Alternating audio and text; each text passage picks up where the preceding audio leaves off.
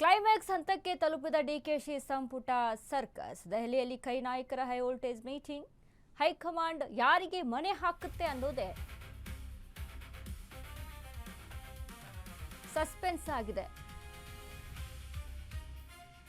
ಈಗಾಗಲೇ ಡೆಲ್ಲಿಯಲ್ಲೇ ಬೀಡು ಬಿಟ್ಟಿರುವಂತಹ ತ್ರಿಮೂರ್ತಿಗಳು ಹೈಕಮಾಂಡ್ ಭೇಟಿಗೆ ಯಾರಿಗೆ ಮಣೆ ಹಾಕುತ್ತೆ ಅನ್ನೋದೇ ಸಸ್ಪೆನ್ಸ್ ಆಗಿದೆ. ಈಗಾಗಲೇ ಡೆಲ್ಲಿಯಲ್ಲಿ ಬೀಡು ಬಿಟ್ಟಿರುವಂತಹ ತ್ರಿಮೂರ್ತಿಗಳು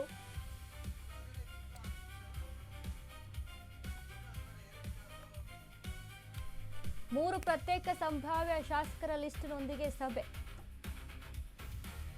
ಖರ್ಗೆ, ವೇಣುಗೋಪಾಲ್, ಸುರ್ಜೇವಾಲಾ ಜೊತೆ ಮೀಟಿಂಗ್. ಸಿದ್ದು, ಡಿಕೆ, ಹರಿ ಮೂವರು ನಾಯಕರಿಂದ ಪ್ರತ್ಯೇಕ ಮೀಟಿಂಗ್ ನಡೀತಾ ಇದೆ. ಇತ್ತ ಸಚಿವ ಸ್ಥಾನಕ್ಕಾಗಿ ನಾಯಕರ ಬಳಿಕ ಈಗ ದೆಹಲಿಯತ್ತ ಕೈ ಶಾಸಕರ ದಂಡು. ನಮ್ಮನ್ನು ಮಂತ್ರಿ ಮಾಡಿ ಎಂದು ದೆಹಲಿ ಫ್ಲೈಟ್ ಹತ್ತಿದ ಶಾಸಕರು.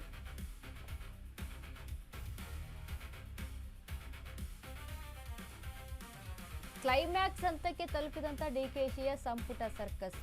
ಇದರಲ್ಲಿ ಯಾರಿಗೆ ಅವಕಾಶ ಸಿಗುತ್ತೆ ಅನ್ನುವಂಥ ನಿಟ್ಟಿನಲ್ಲಿ ಚರ್ಚೆ ಆಗ್ತಾ ಇದೆ. ದೆಹಲಿಯಲ್ಲಿ ಕೈ ನಾಯಕರ ಹೈ ವೋಲ್ಟೇಜ್ ಮೀಟಿಂಗ್ ಸಹಿತ ಹೈಕಮಾಂಡ್ ಯಾರಿಗೆ ಮಣೆ ಹಾಕುತ್ತೆ ಅನ್ನೋದು ಸಸ್ಪೆನ್ಸ್. ಯಾಕಂದ್ರೆ ಒಂದ್ ಕಡೆ ಡಿಕೆ ಶಿವಕುಮಾರ್ ಒಂದು ಲಿಸ್ಟ್ ಅನ್ನ ಮಾಡ್ಕೊಂಡು ಹೋದ್ರು ಸಹಿತ ಇಲ್ಲಿ ಹೈಕಮಾಂಡ್ಗೆ ಕೊಡುವಂತಹ ನಿರ್ಧಾರ, ಹೈಕಮಾಂಡ್ ತೆಗೆದುಕೊಳ್ಳುವಂತಹ ನಿರ್ಧಾರ ಫೈನಲ್ ಆಗಿರುತ್ತೆ.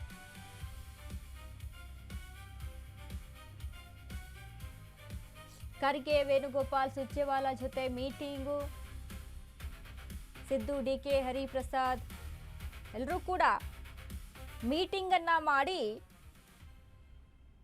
ಯಾರು ಫೈನಲ್ಲು, ಇಂತಿಂಥವ್ರು ಫೈನಲ್ಲು ಅನ್ನುವಂಥ ಚರ್ಚೆ ಆಗುತ್ತೆ. ಯಾಕಂದರೆ ಈಗಾಗಲೇ ನೋಡಿ ಡೆಲ್ಲಿಯಲ್ಲೇ ಬೀಡು ಬಿಟ್ಟಿರುವಂಥ ತ್ರಿಮೂರ್ತಿಗಳು ಅಂತ ಅಂದರೆ ಸಿದ್ದು, ಡಿಕೆ, ಹರಿಪ್ರಸಾದ್, ಎನ್.ಎಸ್. ಶ್ರೀನಿವಾಸ್, ಶರತ್ ಬಚ್ಚೇಗೌಡ, ಎಸ್. ರವಿ, ನಯನಾ ಮೋಟಮ್ಮ, ಹೀಗೆ ದೆಹಲಿಯತ್ತ ಕೆಲವು ಕಾಂಗ್ರೆಸ್ ಶಾಸಕರು ಪ್ರಯಾಣ. ಡೆಲ್ಲಿಗೆ ತೆರಳಿ ಸಚಿವ ಸ್ಥಾನಕ್ಕಾಗಿ ಸೈಲೆಂಟ್ ಆಗಿಯೇ ಕಸರತ್ತು. ಆದರೆ ವರಿಷ್ಠರು ಯಾರಿಗೆ ಮಣೆ ಹಾಕುತ್ತೆ, ನಾನು ಕೂಡ ಸಚಿವ ಸ್ಥಾನದ ಆಕಾಂಕ್ಷಿ ಅಂತ ನಯನಾ ಮೋಟಮ್ಮ ಹೇಳ್ತಾರೆ. ಯುವ ಶಾಸಕರಿಗೆ ಸಚಿವ ಸ್ಥಾನ ಸಿಗುವ ವಿಶ್ವಾಸವಿದೆ. ಮಹಿಳಾ ಮೀಸಲಾತಿ ಸಂದರ್ಭದಲ್ಲಿ ಸ್ಥಾನ ಸಿಕ್ಕರೆ ಒಳ್ಳೆಯದು. ದೆಹಲಿ ತೆರಳುವ ಮುನ್ನ ಶಾಸಕಿ ನಯನಾ ಮೋಟಮ್ಮ ಹೇಳಿಕೆಯನ್ನ ಕೊಟ್ಟಿದ್ದಾರೆ.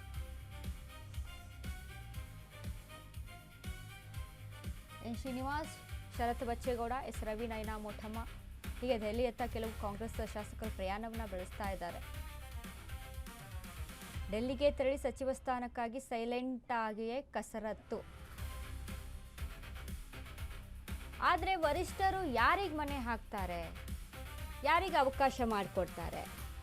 ನಾನು ಕೂಡ ಸಚಿವ ಸ್ಥಾನದ ಆಕಾಂಕ್ಷಿ ಅಂತ ನಯನಾ ಮೋಟಮ್ಮ ಮಹಿಳಾ ಕೋಟಾದಿಂದ ಹೇಳುವಂಥದ್ದು. ಯಾಕಂದರೆ ಕಳೆದ ಬಾರಿ ಲಕ್ಷ್ಮೀ ಹೆಬ್ಬಾಳ್ಕರ್ಗೆ ಸಿದ್ದು ಸಂಪುಟದಲ್ಲಿ ಅವಕಾಶ ಮಾಡಿಕೊಟ್ಟಿತ್ತು. ಈ ಬಾರಿ ನನಗೆ ಅವಕಾಶ ಮಾಡಿಕೊಡಿ ಅಂದರೆ ಮಹಿಳಾ ಕೋಟದಲ್ಲಿ ನನಗೆ ಅವಕಾಶ ಮಾಡಿಕೊಡಿ ಅನ್ನುವಂಥ ನಿಟ್ಟಿನಲ್ಲಿ ನಯನಾ ಮೋಟಮ್ಮ ಇರುವಂಥದ್ದು. ಸೊ ದೆಹಲಿಗೆ ತೆರಳುವ ಮುನ್ನ ನಯನಾ ಮೋಟಮ್ಮ ಹೇಳಿಕೆಯನ್ನ ಕೊಟ್ಟಿದ್ದಾರೆ. ಈಗಾಗಲೇ ಎಲ್ಲರೂ ಕೂಡ ದೆಹಲಿಯತ್ತ ದೌಡಾಯಿಸ್ತಾ ಇರುವಂಥದ್ದು. ವಿದೇಶದ ಪ್ರವಾಸವನ್ನ ಮುಗಿಸ್ಕೊಂಡು ಬಂದಂತ ರಾಹುಲ್ ಗಾಂಧಿ ಯಾವಾಗ ಬರ್ತಾರೆ, ಇದ್ರ ಬಗ್ಗೆ ಯಾವಾಗ ಚರ್ಚೆ ಆಗುತ್ತೆ, ಏನು ನಿರ್ಧಾರ ತೆಗೆದುಕೊಳ್ತಾರೆ ಅನ್ನುವಂಥ ನಿಟ್ಟಿನಲ್ಲಿ ಆಗ್ತಾ ಇದ್ದಂಥ ಚರ್ಚೆ. ಡಿಕೆಗೆ ಇದೀಗ ತನ್ನ ಕ್ಯಾಬಿನೆಟ್ ಅನ್ನ ಕಂಪ್ಲೀಟ್ ಮಾಡಿಕೊಂಡು ಮುಂದೆ ಹೆಜ್ಜೆ ಇಡಬೇಕು ಅನ್ನುವಂಥದ್ದು ಕೂಡ ಒಂದಿಷ್ಟು ಲೆಕ್ಕಾಚಾರಗಳಿದಾವೆ. ಸೊ ಹಾಗಾಗಿ ಇದೀಗ ರಾಹುಲ್ ಗಾಂಧಿ ಬಂದ ತಕ್ಷಣ ಒಂದು ಲಿಸ್ಟನ್ನ ಮಾಡ್ಕೊಂಡು ಹೋಗಿ ಡಿಕೆ ಶಿವಕುಮಾರ್ ಸಿದ್ದರಾಮಯ್ಯ ಜೊತೆ ಚರ್ಚೆಯನ್ನ ಮಾಡಿದ್ದು ಕೂಡ ಉಂಟು. ಅದಾದ ಮೇಲೆ ಇದೀಗ ಹೈಕಮಾಂಡ್ ಮುಂದೆ ಆ ಲಿಸ್ಟನ್ನು ಇಟ್ಟರೆ ಹೈಕಮಾಂಡ್ ಯಾರ್ಯಾರಿಗೆ ಒಪ್ಪಿಗೆಯನ್ನು ಸೂಚಿಸುತ್ತೆ, ಹೊಸಬರಿಗೆ ಅವಕಾಶ ಮಾಡಿಕೊಡ್ಬೇಕು ಅನ್ನುವಂಥದ್ದು ರಾಹುಲ್ ಗಾಂಧಿಯ ಒಂದು ನಿಲುವಾಗಿದೆ. ಅಂದರೆ ಯಂಗ್ ಆ್ಯಂಡ್ ಎನರ್ಜೆಟಿಕ್ ಆಗಿರುವಂಥವ್ರಿಗೆ ಅವಕಾಶ ಮಾಡಿಕೊಡ್ಲಿ ಅನ್ನುವಂಥ ನಿಟ್ಟಿನಲ್ಲಿ.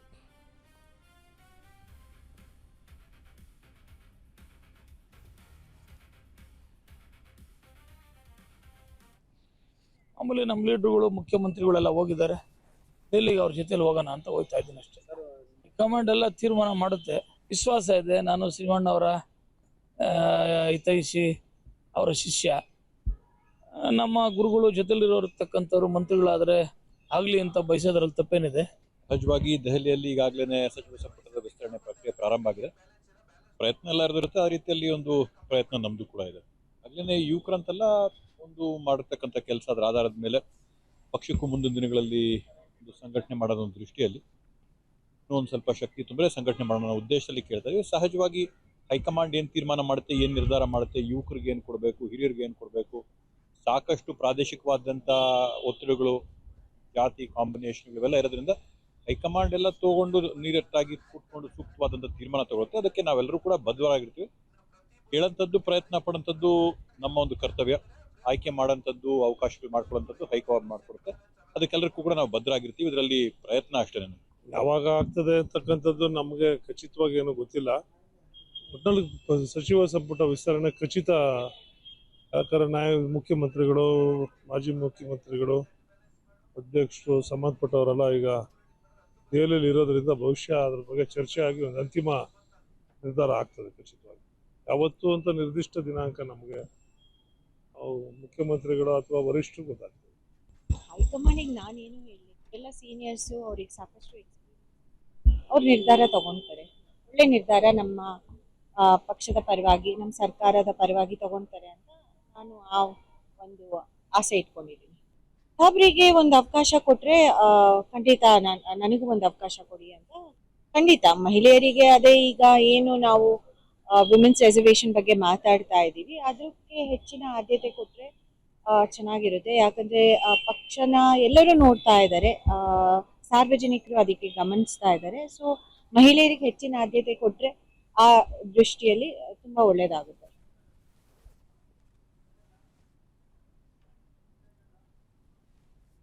ದೆಹಲಿಯತ್ತ ಇದೀಗ ಹಲವಾರು ಶಾಸಕರು ದೌಡಾಯಿಸ್ತಾ ಇದ್ದಾರೆ. ಅಂದರೆ CM ಹೋಗಿದ್ದಾರೆ, ನಾವು ಕೂಡ ಹೋಗ್ತೀವಿ, ಹೋಗಿ ಚರ್ಚೆ ಆಗುತ್ತೆ ಅಂತ. ಯಾಕೆ ಹೋಗ್ತೀವಿ ಅಂತ ಅಂದರೆ ಆಕಾಂಕ್ಷಿಗಳಾಗಿದ್ದಾರೆ, ಸಚಿವ ಸ್ಥಾನದ ಆಕಾಂಕ್ಷಿಗಳು. ಯಾವುದೇ ಸ್ಥಾನ ಕೊಟ್ಟರು ಒಟ್ಟು ನಮಗೆ ಸಚಿವ ಸ್ಥಾನ ಬೇಕು ಅನ್ನುವಂಥ ನಿಟ್ಟಿನಲ್ಲಿ. ಅಂದರೆ ಯಾವ ಒಂದು ಖಾತೆ ಕೊಡ್ತೀರಾ, ಖಾತೆ ಒಂದು ಸೈಡ್ಗಿಡನ, ಬಟ್ ಮೊದಲು ಸಚಿವ ಸ್ಥಾನ ಬೇಕು ಅನ್ನುವಂಥ ನಿಟ್ಟಿನಲ್ಲಿ ಒಂದಿಷ್ಟು ಜನ ಪೈಪೋಟಿಯನ್ನು ನಡೆಸ್ತಾ ಇದ್ದಾರೆ. ಸೊ ಹೀಗಾಗಿ ಮಹಿಳಾ ಕೋಟದಿಂದ ಅಂತ ನೋಡಿದಾಗ ನಯನಾ ಮೊಟ್ಟಮ್ಮ ಹೆಸರು ಮುನ್ನೆಲೆಗೆ ಇದೆ. ಈ ಬಾರಿನಾದರೂ ಅವಕಾಶ ಮಾಡಿಕೊಡ್ಲಿ. ಯಾಕಂದರೆ ಇನ್ನು ಸಿದ್ದು ಸಂಪುಟದಲ್ಲಿ ಇದ್ದವರಿಗೆ, ಸಿದ್ದು ಆಪ್ತರಿಗೆ ಆಲ್ಮೋಸ್ಟ್ ಕೋಕನ್ನು ಕೊಡಲಾಗಿದೆ ಅಂತ ಹೇಳಲಾಗ್ತಾ ಇದೆ. ಏನೋ ಒಂದು ಪಟ್ಟಿ ರೆಡಿ ಆಗಿದೆಯಲ್ಲ. ಸೊ ಹಾಗಾಗಿ ಇನ್ನು ರಾಹುಲ್ ಗಾಂಧಿ ಏನು ಹೊಸ ಮುಖಗಳಿಗೆ ಆದ್ಯತೆ ಮಾಡಿಕೊಡೋಣ ಅನ್ನುವಂಥ ನಿಟ್ಟಿನಲ್ಲಿ ನಡೀತಾ ಇದ್ದಂಥ ಚರ್ಚೆ. ಸೊ ಹೀಗಾಗಿ ಫೈನಲ್ ಏನು ಡಿಸಿಷನ್ ಆಗುತ್ತೋ ಕಾದು ನೋಡಬೇಕು.